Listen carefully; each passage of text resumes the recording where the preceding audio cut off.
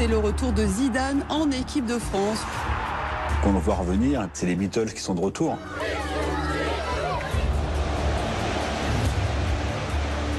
Raymond Domenech est convoqué par les joueurs. Dans les grands matchs, il est là. Dans les grands matchs, il s'échappe pas. Dans les grands matchs, il répond présent.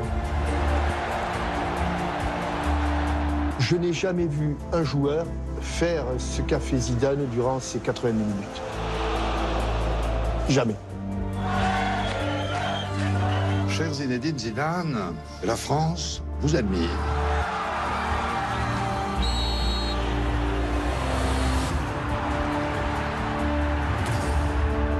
Pour lui, c'est normal.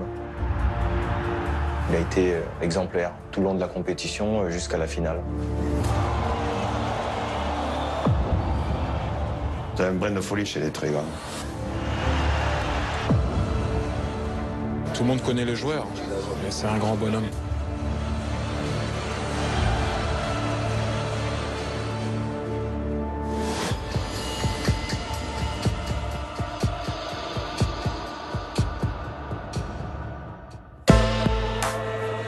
10 juillet 2006, lendemain de finale de Coupe du Monde. Malgré la défaite au tir au but contre l'Italie, malgré le coup de tête de Zinedine Zidane, des milliers de personnes sont venues rendre un hommage appuyé aux Bleus et à leur capitaine. L'instant est empreint d'émotion. Voici la dernière apparition publique de Zidane comme joueur de football.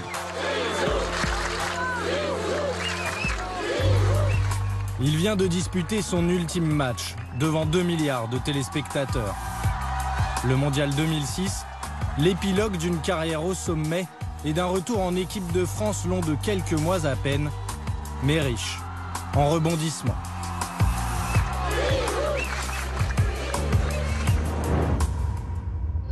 La grosse surprise de cette journée, c'est le retour de Zidane en équipe de France. Un an après avoir quitté les Bleus, il revient sur sa décision. 3 août 2005, une date historique pour le football français. Il ne s'agit pas d'une victoire sportive, mais bien du retour du joueur le plus emblématique des Bleus. L'icône, Zinedine Zidane, sort de sa retraite. Tous les journaux sans exception en font leur une et les personnalités du foot se félicitent publiquement. C'est une décision courageuse et aussi généreuse. Courageuse parce qu'il change la vie. Moi j'aime bien les gens qui quelquefois sont capables de changer la vie. Et généreuse, j'aperçois que peut-être il peut donner un coup de main à l'équipe de France, donc il se rend disponible pour l'équipe de France. Même les politiques comme Jean-François Lamour voient en Zidane le sauveur d'une équipe en reconstruction. Techniquement, physiquement, on le voit, il est encore en pleine possession de ses moyens. Alors qu'il ait envie de revenir, que cela convienne au schéma tactique du sélectionneur, je dis banco. Ce retour inattendu, annoncé en plein été, est en fait le fruit d'une longue réflexion. Depuis plusieurs mois, Zidane réfléchit à un retour. Henri-Émile, coordinateur des Bleus pendant près de 20 ans, est très proche du numéro 10. Il est même un confident. Ce que j'ai beaucoup apprécié, c'est qu'il m'appelle avant de revenir et qu'il ait annoncé après qu'en dehors de sa famille, il n'y avait qu'une seule personne qu'il avait appelée. Donc j'ai beaucoup apprécié parce que ça renforçait notre complicité. À Madrid, Zidane vit de plus en plus mal les trêves internationales. Au Real, vous tombez dans un club, vous avez beaucoup d'internationaux. Donc ceux qui restent, ceux qui doivent s'entraîner, se retrouvent à 5-6. C'est pas forcément évident de trouver du plaisir pendant 10 jours en étant très peu à l'entraînement. Vincent Duluc suit les Bleus pour le quotidien L'Équipe depuis plus de 15 ans. À l'époque, jouer seulement la Ligue des Champions et le championnat d'Espagne ne suffit plus à Zidane. Il finissait sa carrière au Real à un niveau qui ne le satisfaisait pas. Il sentait qu'il avait encore un petit quelque chose à donner et au bout d'un an sans équipe de France, il a vraiment eu envie de revenir. Je pense que c'est d'abord venu de son désir, c'est-à-dire qu'au-delà du fait que les autres avaient envie qu'il revienne, notamment Patrick Vieira, c'est d'abord venu de lui. Nous sommes au printemps 2005. Zinedine Zidane a fait son choix, revenir en équipe de France. À Paris, dans les salons privés d'un célèbre palace, il met certains joueurs dans la confidence. Notamment le capitaine Patrick Vieira et un autre retraité international, Lilian Thuram, lui aussi tenté par un retour. Zinedine Zidane convie également Raymond Domenech, un épisode raconté par le sélectionneur de l'équipe de France dans son livre « Tout seul ». Zidane m'appelle pour confirmer le rendez-vous vers 18h. L'un de ses amis vient me chercher au bar. Il m'amène dans un salon où Zidane, Thuram et Vieira m'attendent. Visiblement, ils ont mangé ici. Ils sont là depuis un moment. Ils ont eu tout le temps de discuter. Tant mieux. Les joueurs semblent alors dicter la conduite à suivre au sélectionneur. Les 4 hommes, parfois, ils demandent à Raymond Domenech de sortir. D'autres fois, ils le font revenir. Il est notamment question de l'annonce de leur retour en équipe de France. Par exemple, dès cette réunion-là, il est décidé que c'est Zinedine Zidane, via son site web, qui annoncerait la nouvelle au mois de juillet. Et Kylian Thuram se ferait un petit peu désirer, mais finirait par venir. C'est-à-dire qu'en fait, tout ce qui s'est passé au jour le jour est quelque chose qui avait été décidé en amont dès le mois de juin. Une orchestration parfaite. Zidane annonce sur son site internet son retour. Lilian Thuram dans les jours qui suivent. Le prochain rassemblement de l'équipe de France, programmé mi-août, prend d'un coup une autre dimension.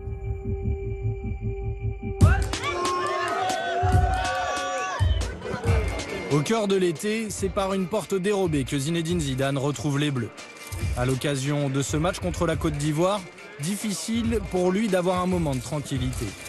Zidane est poursuivi par les fans et par les caméras. Tous veulent connaître son sentiment au moment de revenir chez les Bleus. Je pense que ça me fera quelque chose de particulier demain quand je mettrai le maillot avec le coq. Oui. Demain, ce sera le 17 août. Et le 17 août, c'est il y a 11 ans de ça. C'est la fois où j'avais mis la première fois le maillot de l'équipe de France. Donc forcément, je vais retrouver cette équipe avec encore un peu plus d'émotion. Sa seule présence donne du faste à un match amical ordinaire. Car en plus, Zidane ne revient pas seul. L'équipe de France peut compter sur les services de Lilian Thuram et Claude Makélélé, eux aussi, sortis de leur retraite. Quand on le voit revenir, c'est les Beatles qui sont de retour. La Ligue sollicitait des clubs pour prendre des billets pour essayer de remplir le stade. L'annonce de son retour a fait qu'il n'y avait plus une seule place et tout le monde cherchait des places. Leur présence redonne confiance à tout le monde, aux fans comme aux joueurs. N'importe quelle équipe au monde, tu vois Zidane arriver, Thuram et Makélélé, quand même, ça booste un peu. Beaucoup même. Ils reviennent et je pense qu'ils vont apporter quelque chose à l'équipe de France. Alors, les états d'âme, on se les met de côté et surtout on bosse ensemble pour se qualifier. Forcément, avec Zidane, Thuram et Makélélé, un grand joueur par ligne, le paysage et le jeu ont changé instantanément.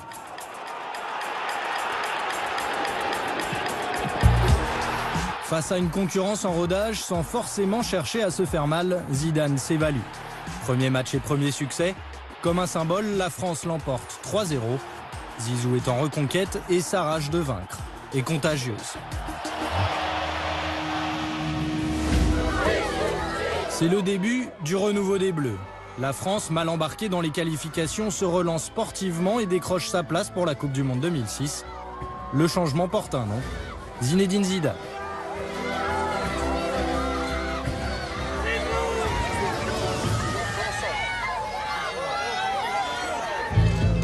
Zidane, une star sportive devenue une icône nationale.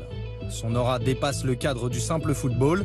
Il est chaque année présent dans le top 3 des personnalités préférées des Français, adoubé par l'abbé Pierre, par le président de la République, Jacques Chirac. Cher Zinedine Zidane, la France vous admire. Qu'est-ce qui rend Zidane à ce point unique? Originaire d'un quartier populaire de Marseille, il symbolise une ascension sociale irrésistible.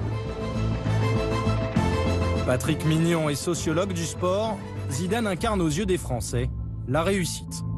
La figure de Zidane, c'est la figure du cheminement idéal. C'est-à-dire que c'est pas seulement quelqu'un qui réussit parce qu'il est bon au sport, mais c'est aussi quelqu'un qui réussit parce que son milieu lui a appris les valeurs de discipline personnelle, les valeurs d'écoute. Donc à ce titre-là, Zidane a pris cette figure de l'intégration réussie. Et son retour en équipe de France renforce son image auprès du grand public. À quelques mois de la Coupe du Monde, il devient même l'objet d'un film projeté au Festival de Cannes. 17 caméras haute définition captent ses moindres faits et gestes. Zidane est filmé sous tous les angles par des caméramans ayant évolué avec les plus grands, comme Martin Scorsese ou Pedro Almodovar. Celui qui se regarde, il aura l'impression d'être quelque part Un petit peu, pas dire, mais en train de jouer, quoi. Une œuvre unique pour un homme unique. Zidane est un tel personnage. Il est bien plus qu'un footballeur pour beaucoup de monde. Vámonos, chicos.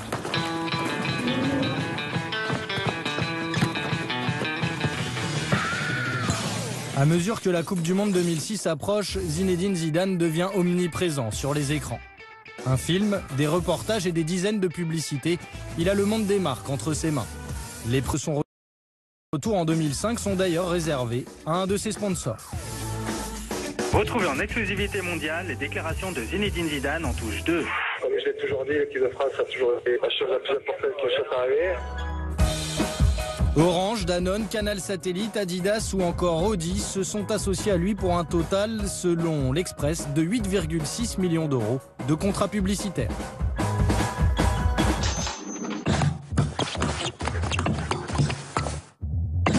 Zidane vend de tout, du déodorant jusqu'aux lunettes, tout y passe.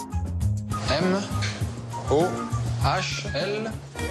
Il est loin le temps où il était l'égérie d'une chaîne de distribution discount où sa mère faisait ses courses. Les sacs en plastique ont été remplacés par des sacs siglés à son nom. Gilles Dumas dirige un cabinet d'études et de conseils en marketing. Zidane est un cas à part. Le footballeur s'est effacé derrière l'icône. Zidane a une carrière publicitaire extrêmement surprenante. On sent qu'il y a eu une orchestration de cette image derrière après des débuts un peu flous, justement, où on passait un peu d'une marque à l'autre. Ça a contribué à faire sortir Zidane de son rôle de footballeur. Que Zidane évite la politique ou les sujets de société n'est pas pour déplaire aux annonceurs qui redoutent la controverse. Sa parole est plutôt légère, il parle peu, on l'entend pas souvent. Zidane avait une qualité forte, c'est qu'il avait le charisme des silencieux. Il possède cette particularité, ce silence éloquent où chacun puise au gré de son interprétation ce qu'il veut bien y trouver. Cet homme a une forme de regard magnétique qui lui confère un charisme un peu unique. Une forme de regard qui est un mélange de douceur, de détermination et de sûreté de soi qui ont fait quelqu'un, au final, d'exceptionnel. Les publicitaires ont souvent utilisé ses yeux dans les campagnes. On a souvent des gros plans où on va le regard extrêmement profond. Cette aura de mystère, finalement conjuguée à son palmarès exceptionnel et à son talent si personnel, où la grâce importe plus que la force, contribue à faire de lui cette figure d'exception. De son retour en 2005 à la finale de la Coupe du Monde en 2006, Zinedine Zidane, véritable icône du foot mondial, prouve qu'il est bien le guide de cette équipe de France, sur le terrain et en dehors.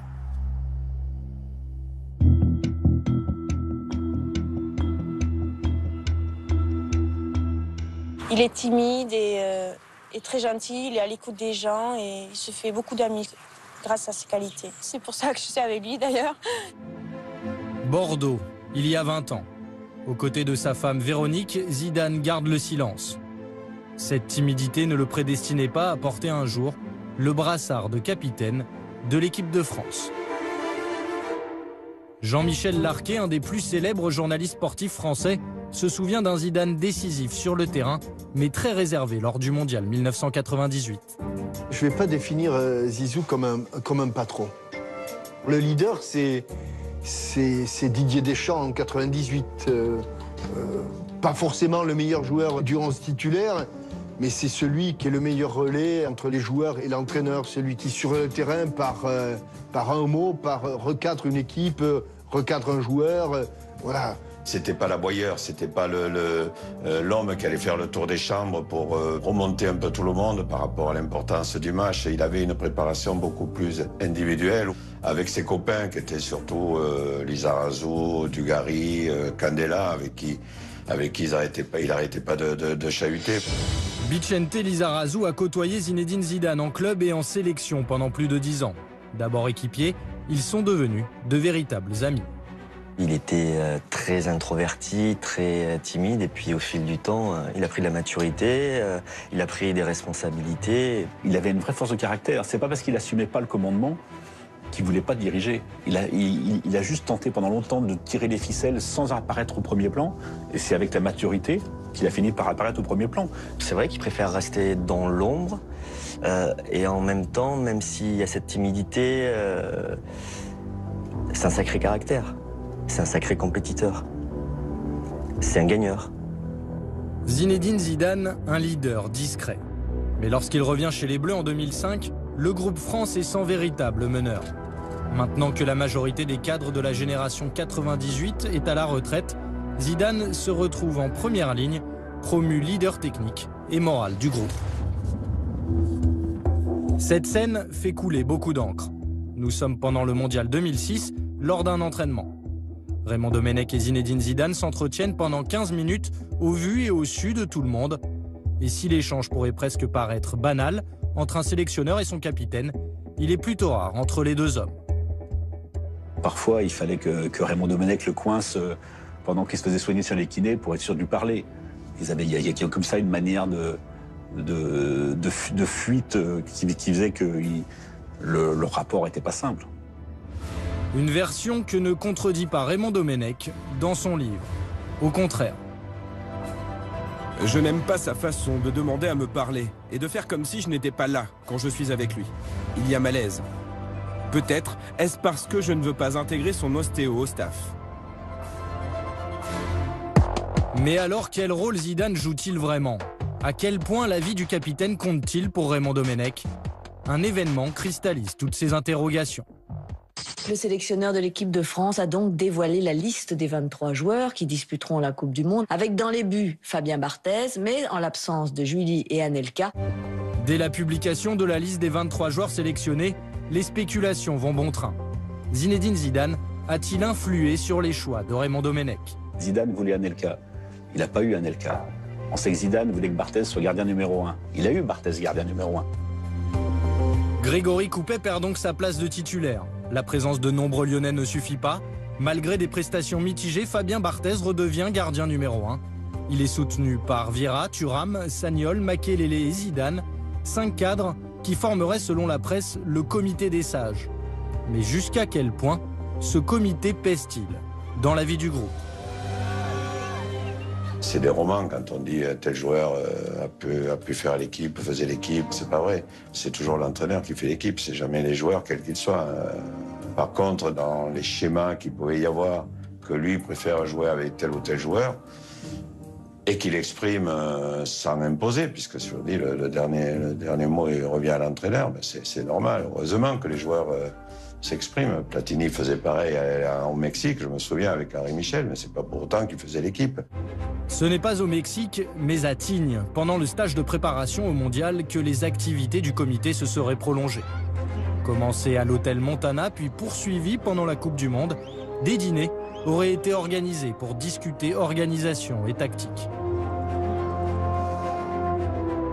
Raymond Domenech avait-il transféré une partie de son pouvoir de décision?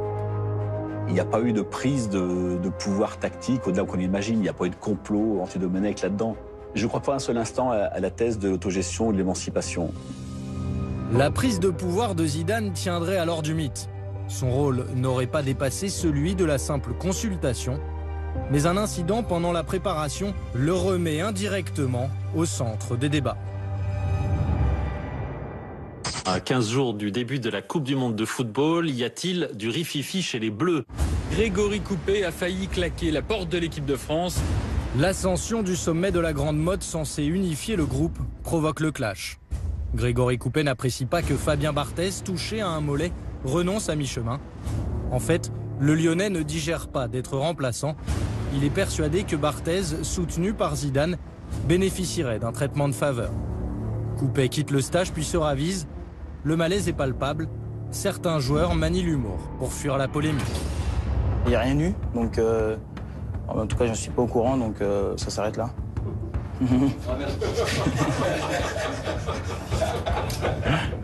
On peut la refaire? C'est parfait pour moi, hein. Je vous redis les mêmes mots. L'incident perturbe l'équilibre du groupe. Raymond Domenech doit s'expliquer face à la presse. On a eu un incident, effectivement. Grégory Coupet, à un moment, a craqué. C'est réglé pour nous, l'incident est clos. Maintenant, on peut parler de l'équipe de France. Le choix de Barthez comme numéro 1 et par conséquent l'influence de Zidane sont à nouveau discutés. Le capitaine, lui, ne s'exprimera jamais sur le sujet. Il est focalisé sur le terrain. Détendu, rigolard, l'image d'un Zidane qu'on avait un peu oublié. L'influence de Zinedine Zidane est véritable. Sa joie communicative auprès de ses partenaires. Quand tu pars à l'étranger, je pense que c'était le cas pour tous les autres joueurs aussi qui étaient à l'étranger, tu as le plaisir de te retrouver en équipe de France. Pour nous, jouer en équipe de France, oui, c'était un plaisir, parce que c'était aussi l'occasion de se retrouver. Le retour de Zidane donne une nouvelle impulsion à l'équipe de France. Par son attitude, il fédère un groupe partagé entre la nouvelle génération et la vieille garde. Symbole de son rôle protecteur, sa relation avec Franck Ribéry, appelé de dernière minute et adoubé devant micros et caméras par Zidane en personne. C'est quelqu'un qui calcule pas, qui essaye de jouer comme... il se pose pas de questions, il est très fort, quoi, et ça se voit, et puis voilà. Et il amène ça, je vous dis, ce côté positif à l'équipe. C'est un joueur qui est sur la fin, et qui tout d'un coup voit arriver un jeune chien fou, qui le respecte, mais qui ne le considère pas comme une statue du commandeur dont il ne faudrait pas s'approcher, et qui ose dévisser sa salière, qui ose lui faire des blagues de collégiens, et ça le rajeunit. Zidane, dans le rôle du grand frère, semble avoir fait de Ribéry son héritier au poste de meneur de jeu. Il est même prêt à lui transmettre le témoin. Il peut faire plus que du bien, mais en plus de ça, c'est quelqu'un qui marquera les esprits à chaque fois qu'il sera sur un terrain. Donc oui, c'est en plus de ça, il deviendra quelqu'un d'important dans le foot. Ouais. Elle est énorme votre relation avec Zidane. Voilà, Zizou, je pense que c'est la fin pour lui. Et moi, c'est le début. Et de jouer avec Zizou, c'est à moi de prendre le maximum de plaisir avec lui. Et je peux vous dire que je me régale sur le terrain avec lui. Je dirais un petit frère avec son grand frère. Voilà, c'est la famille. Devenu le vrai guide de l'équipe de France, Zidane va dès lors prouver qu'il est toujours un magicien balle au pied, avec ce don rare de faire chavirer tout un stade n'importe où, n'importe quand.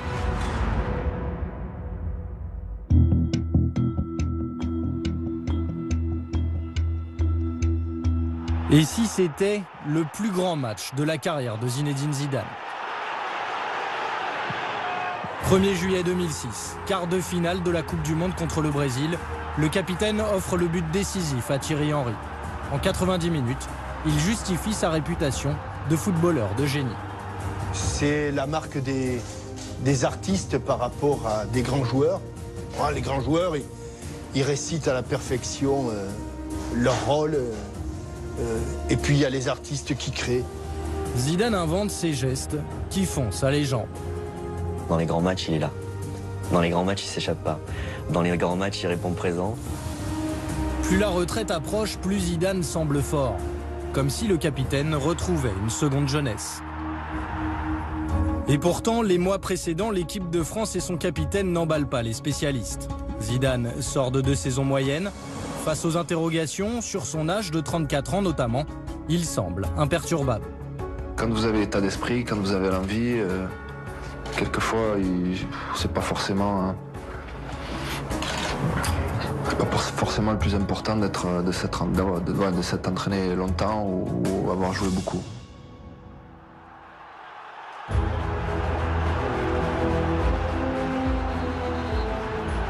À quelques jours de l'ouverture de la Coupe du Monde, les doutes persistent. Pour sa 100e sélection, son dernier match au Stade de France, Zidane peine.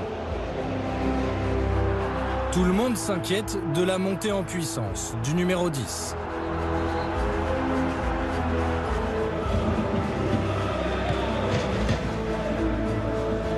D'autant que cette Coupe du Monde sera sa dernière compétition. Il le confirme le 30 avril 2006. Désormais, Zinedine Zidane n'a qu'une obsession, marquer la Coupe du Monde de son empreinte. Tout est tourné pour lui vers la préparation athlétique, physique, psychologique de la Coupe du Monde. Le reste, soit ça ne l'intéresse pas beaucoup, soit il n'a plus les ressources physiques et mentales de disputer une saison entière avec une équipe du niveau du Real. Loin des critiques et des doutes, sa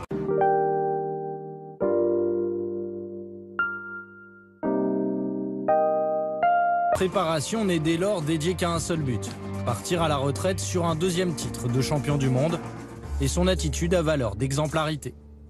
Il y a très peu de joueurs qui peuvent allier, je dirais, la fantaisie à une certaine, comment je pourrais dire, longévité, voilà.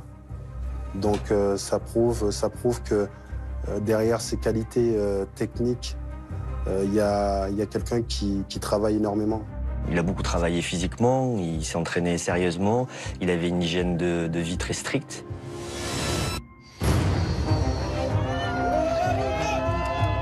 Lorsque les Bleus débarquent en Allemagne, tout le monde comprend que Zinedine Zidane vit ses dernières émotions de footballeur.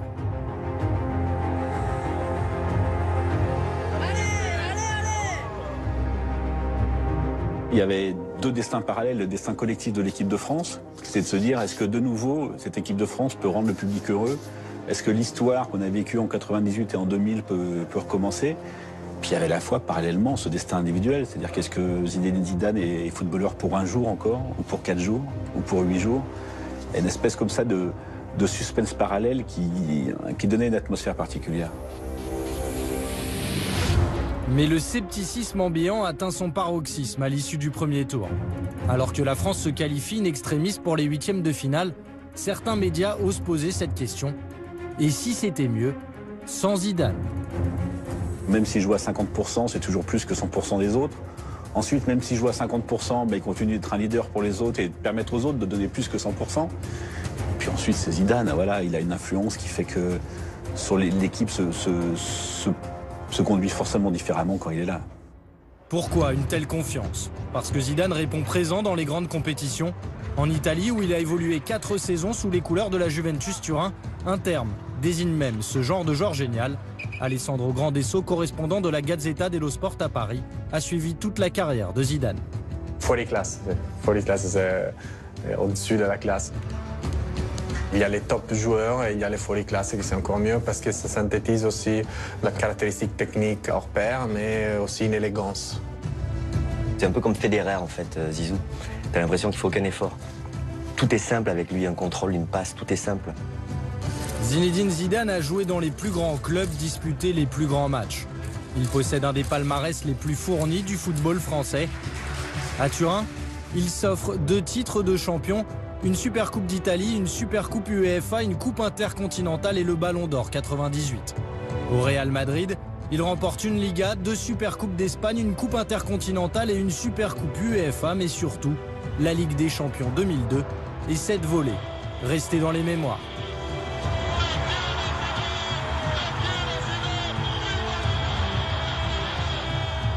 Pablo Polo Santias, journaliste à Marca, repense régulièrement à ce geste unique. On le voit tous les jours encore à Bernabéu, chaque fois avant le match.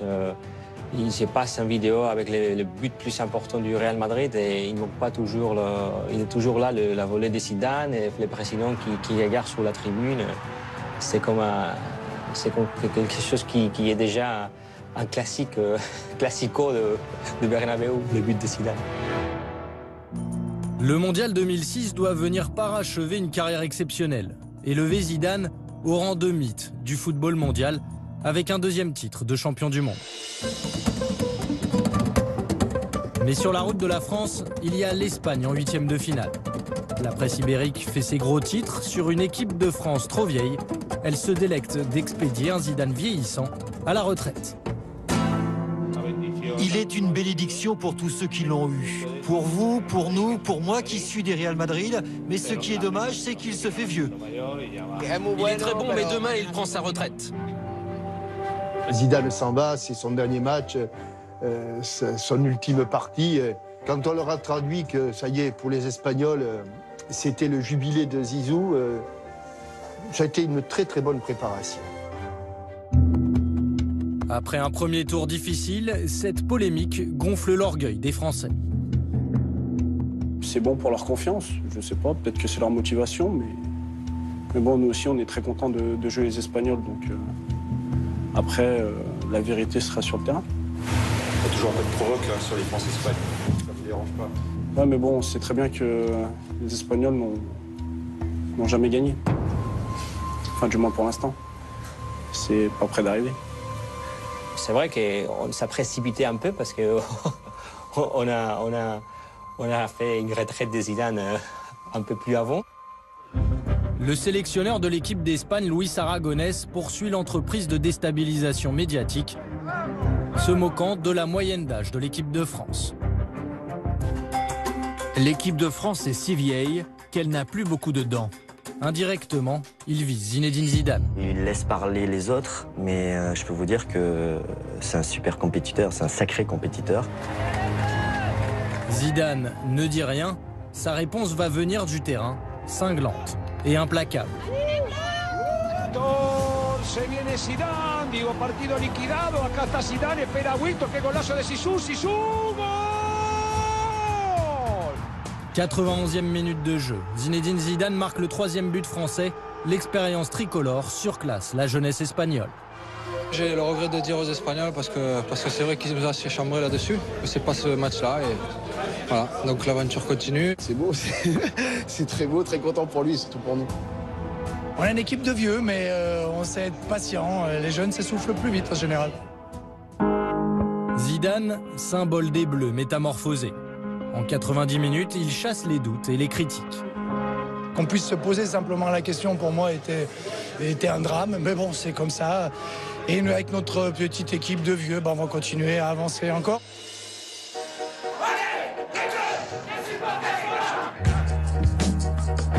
Ses exploits contre l'Espagne ne sont que les prémices de son chef-d'œuvre.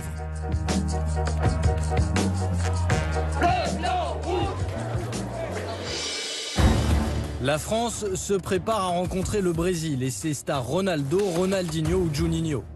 Les champions du monde en titre, une équipe à part aux yeux de Zinedine Zidane. Il le confie à quelques mois du Mondial 2006. Je crois qu'on n'a rien envié à aucune autre nation. La seule équipe qui peut être redoutable et la seule équipe qui l'a toujours été, c'est le Brésil. Le Brésil, un adversaire qui inspire Zinedine Zidane. En 1998, il marque par 2 fois, offrant aux Bleus leur plus grand succès, la Coupe du Monde. Tout le monde va penser qu'il a fait le plus grand match de sa vie en finale de la Coupe du Monde 98 contre le Brésil. Et c'est vrai que marquer 2 buts en finale de la Coupe du Monde, ça ne peut pas être quelque chose d'anodin.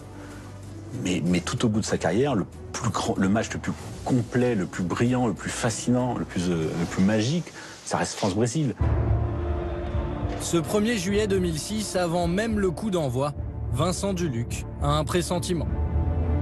Nous, en tribune de presse, on avait de la chance, on était à 15 mètres du terrain, tout en bas du stade de Francfort, on les voyait presque aller toucher. Ça ressemblait pas à un quart de finale de la Coupe du Monde. Dans le couloir, on les voyait qui discutaient, qui s'embrassaient, il y avait une espèce de fraternité comme ça avant que ça commence. Et ça, dans cette atmosphère-là, j'étais persuadé qu'il serait effectivement le meilleur. Il avait l'air tellement apaisé, tellement serein. Dès les premiers ballons qui touchent, il leur fait la misère là au milieu de terrain. C'était fascinant, c'est-à-dire qu'on se rendait compte que quand le Brésilien arrivait, Zidane avait déjà décidé ce qu'il allait lui faire. Et sur la prise de balle, déjà, il lui faisait perdre 3 mètres. Sur le premier contrôle, l'autre montait dans le bus. Enfin, c'était absolument fascinant. Je pense qu'il n'a jamais été aussi fort que ce jour-là. J'en ai vu des matchs.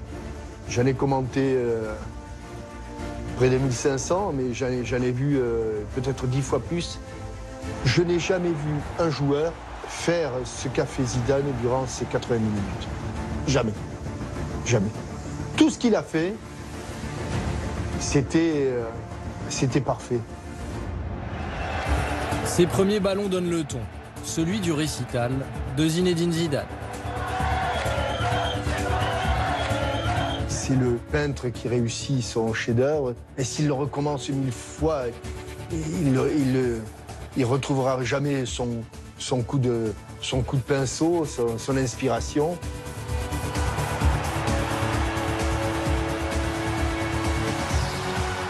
Les Bleus gagnent grâce à un but de Thierry Henry. Passe décisive, Zinedine Zidane. Ils sont en demi-finale de la Coupe du Monde. En 90 minutes, la France bascule dans la folie. Les scènes de liesse rappellent celles de l'été 1998. Une chanson à la gloire du capitaine tourne même en boucle à la radio ou dans les cafés. Zidane va marquer,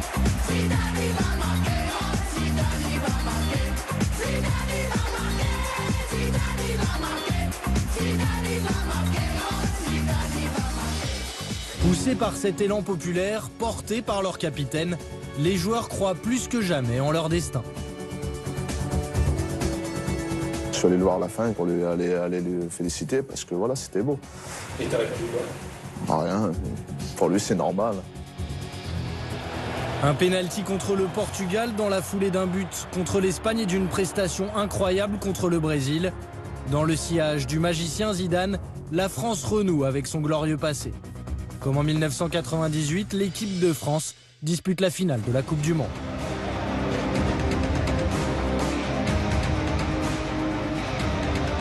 Et comme en 1998, Zinedine Zidane marque l'histoire de cette finale.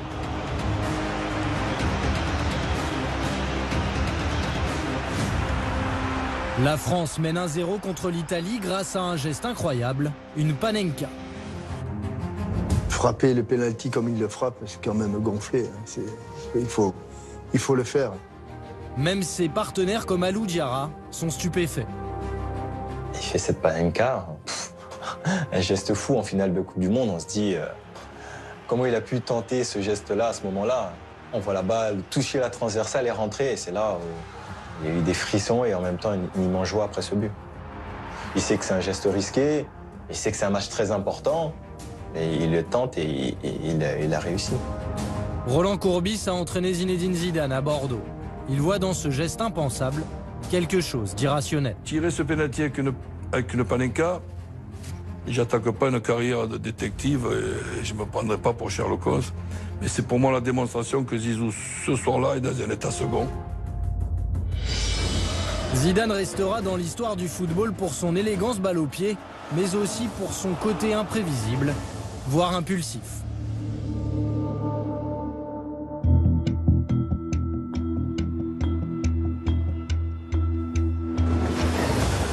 « 110e minute de jeu, un partout. Materazzi est à terre, les Italiens et leurs gardiens de but sont fous de rage et en appellent à l'arbitre de touche.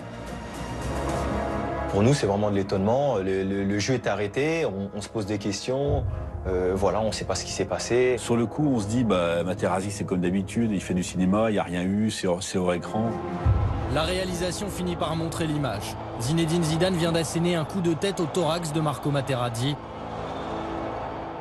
Présent dans le stade, Henri-Émile ne voit pas les images en direct. C'est Aimé Jacquet qui lui explique. J'ai retrouvé Aimé, moi, parce qu'on repartait ensemble, mais je ne savais pas du tout ce qui s'était passé. Il m'a dit, tu verrais l'agression qu'il y a eu. Puis quand on voit l'écran, on se dit aïe aïe aïe. Zidane reçoit son 14e carton rouge chez les professionnels. Il termine sa carrière sur une expulsion. Sur le terrain, c'est l'incompréhension. On est outré par la décision arbitrale parce qu'on ne comprend pas en fait. Voilà, il y a un manque d'information. On pense que la décision arbitrale est démesurée. C'est une énorme catastrophe de perdre Zizou à ce moment-là dans un match comme celui-ci. Zinedine Zidane vient de dévoiler au grand public sa part d'ombre qu'il n'a jamais vraiment réussi à canaliser. Il avait énormément de talent, mais il avait aussi du caractère. C'est un brin de folie chez les très grands.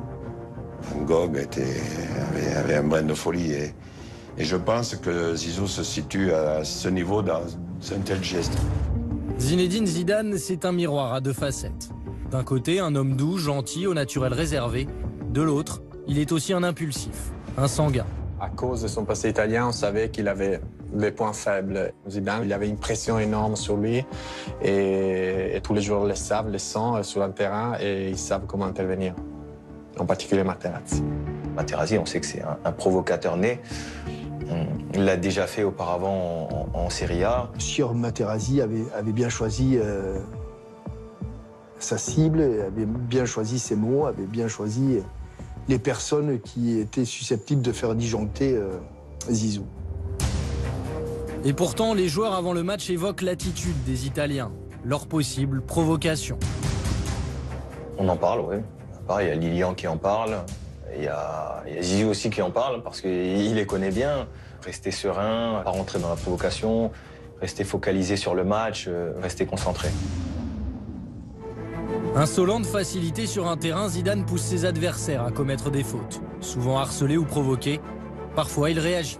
L'objectif de cette équipe adversaire, c'est de Zidane ne touche pas la balle. Et voilà, s'il faut faire faute, on fait faute. s'il y a un joueur qui plus est talentueux, qui peut péter un boulon parce que on l'insulte, je dis pas que c'est conseillé, mais ça se fait, conseiller ou pas. Zidane aura connu dans sa carrière plusieurs coups de sang. Le plus pénalisant, un coup de tête en Coupe d'Europe qui lui coûte le Ballon d'Or 2000. Le plus connu, son premier carton rouge en Coupe du Monde. C'était contre l'Arabie Saoudite en 1998 et à l'époque, son capitaine Didier Deschamps ne le ménage pas. C'est impardonnable. Il est impulsif, il nous met en péril, il se pénalise et nous pénalise aussi. En 2006, l'implication sportive est encore plus grande. Quelques minutes après l'expulsion de Zidane, la France perd la finale de la Coupe du Monde au tir au but. Comment le vestiaire réagit-il? Il s'excuse devant tout le groupe pour son geste. Ça n'a pas été facile pour lui, mais c'est quelqu'un de responsable qui a pris ses responsabilités. Il était conscient de son geste. Il a été conscient des répercussions et il est venu s'excuser auprès de tous. Et face aux médias, aucun joueur n'accable le capitaine. Ça n'a pas changé grand-chose. Fini sur une finale de Coupe du Monde et ça n'enlève rien du tout à rien. Et au contraire, il faut même lui dire merci parce que s'il n'était pas revenu, on ne serait pas là ce soir. Moi, du fond du cœur, personnellement, j'ai envie de lui dire merci. Et tout le monde connaît le joueur. C'est un grand bonhomme. Une version légèrement contredite par Raymond Domenech. Le sélectionneur décrit un vestiaire beaucoup plus partagé au moment de célébrer la fin de carrière de Zidane. J'ai commencé à taper dans mes mains avec lenteur. Mes applaudissements n'ont pas été suivis spontanément. Les joueurs n'y arrivaient pas. Il a fallu insister. Certains en voulaient terriblement à leur capitaine, même si personne n'allait formaliser cette rancœur. Le très ou trop fort tempérament de Zidane aura terni sa sortie. Mais le souffle de l'histoire va dès le lendemain le projeter dans une nouvelle dimension.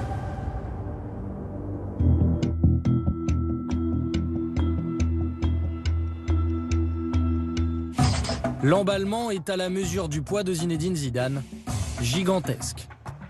En Angleterre, qu'est-ce qui a bien pu passer par la tête de Zinedine Zidane?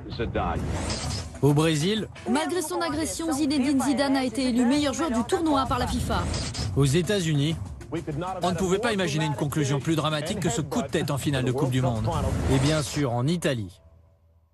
La France essaie de faire porter le chapeau à Zidane. Le monde entier ne parle que de cela.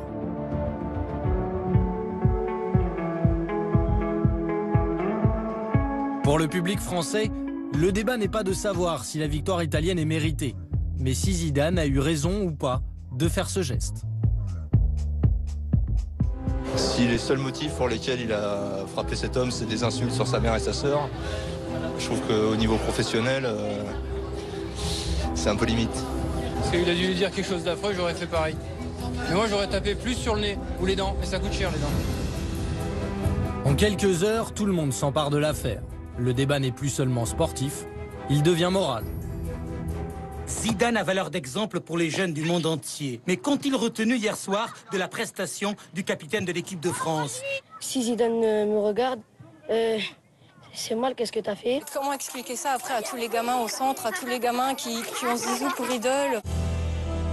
Il y a ceux qui s'interrogent sur l'attitude de Zinedine Zidane et ceux qui le comprennent.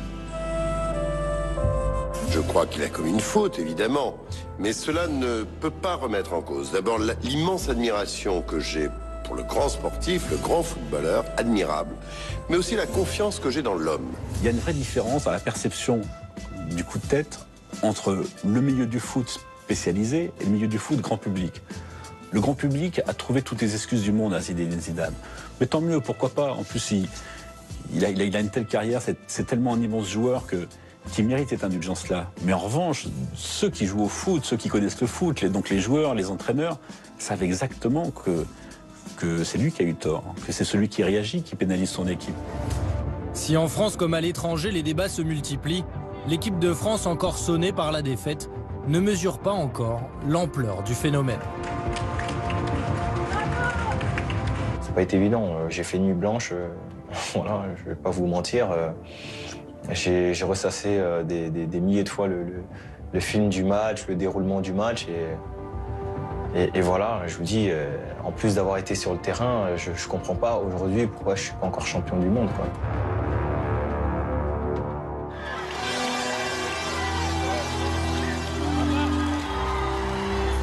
Dès le lendemain de cette défaite, les Bleus ont les honneurs de l'Élysée. Face à l'homme le plus controversé du moment, le président de la République donne lui aussi son avis. Et il est, on ne peut plus clair. Cher Zinedine Zidane, ce que je veux vous dire, au moment le plus intense peut-être, un moment dur de votre carrière, c'est l'admiration. Et c'est l'affection de la nation tout entière, son respect aussi. Une déclaration forte au nom de tous les Français, mais qui ne stoppe pas le phénomène. Une chanson, des jeux qui permettent aux internautes de mimer le geste de Zidane, des parodies sur les télévisions du monde entier.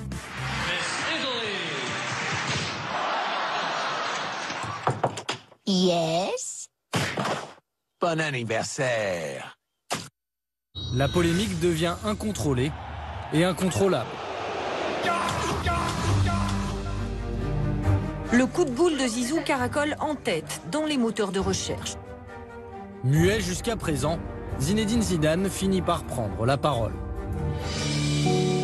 Le 13 juillet, 4 jours après la finale, il se confie à Claire Chazal dans le journal télévisé le plus regardé d'Europe et accuse Marco Materazzi, le défenseur italien. Quand on attaque votre mère, votre sœur et qu'on essaye plusieurs fois, enfin, quand on vous le dit une fois, 2 fois, que vous vous tournez et que vous essayez justement d'éviter ça, au bout de la 3e fois, bah forcément, il s'est passé ce qui s'est passé. Je peux pas vous dire que je suis fier de ce geste, mais en même temps, je le regrette pas, parce que si je le regrettais, ça voudrait dire que je donne raison à tous ces mots que cette personne m'a dit. Et ça, je peux pas l'accepter. Une communication parfaitement maîtrisée pour préserver son image d'icône. Les communicants qui travaillaient avec Zidane ont très vite essayé de renverser l'opinion pour faire de Zidane une victime. Les annonceurs de Zidane ont très vite balancé des pages entières de pub sur Zinedine Zidane, l'ami des enfants, voilà. Tout a été orchestré pour faire de Zidane une victime et de faire de Materazzi le coupable. Des sondages viennent montrer que 60% des Français pardonnent à Zidane son geste violent. Plus de la moitié affirment même qu'ils comprennent sa réaction. La stratégie fonctionne. C'est un être humain, donc il a ses forces et ses faiblesses. À partir de là, on ne peut pas juger. Non, je trouve que c'est bien, parce qu'il n'a jamais parlé aussi longtemps, je crois. Il ne regrette pas, et je trouve ça bien aussi, parce que je pense que ce qu'on a dû lui dire devait être passablement odieux pour qu'il fasse ça. Quelqu'un de normal aurait réagi probablement de la même manière. Une indulgence rare, voire unique. Le privilège des plus grands. Zidane nous fait perdre la Coupe du Monde par son erreur, mais pour autant, on ne touche pas à Zidane. N'importe quel autre joueur l'aurait fait, il devait quitter le territoire tellement il était en danger. Non, lui, on lui accordait tout. On oublie tout grâce à notre petit Zizou. On devient fou et on lui lance des bisous.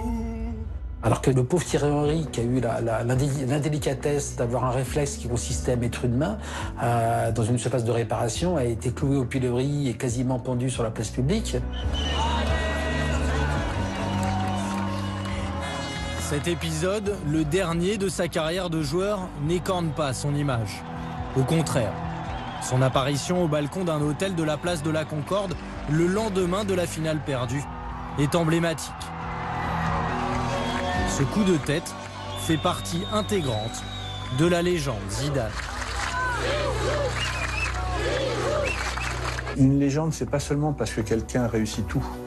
C'est parce que chez celui qui réussit, il y a une faiblesse.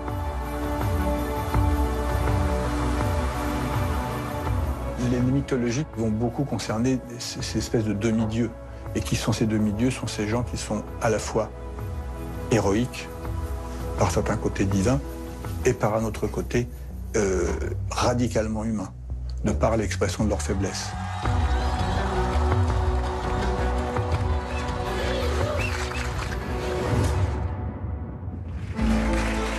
Près de 10 ans se sont écoulés depuis le départ de Zinedine Zidane. 10 années pendant lesquelles la France s'est en vain chercher un successeur. La France, partagée entre le souvenir de Zidane joueur et l'espoir d'un futur inéluctable. Tout le monde imagine son deuxième retour, cette fois-ci dans le costume de sélectionneur. Zidane, il a besoin aussi de franchir des étapes, d'évoluer un peu comme entraîneur. Il faut passer par la case club et la case club Ligue 1, Liga espagnole ou Ligue 1 française ou tout autre championnat. Le destin de Zinedine Zidane et celui des Bleus semblent liés à tout jamais.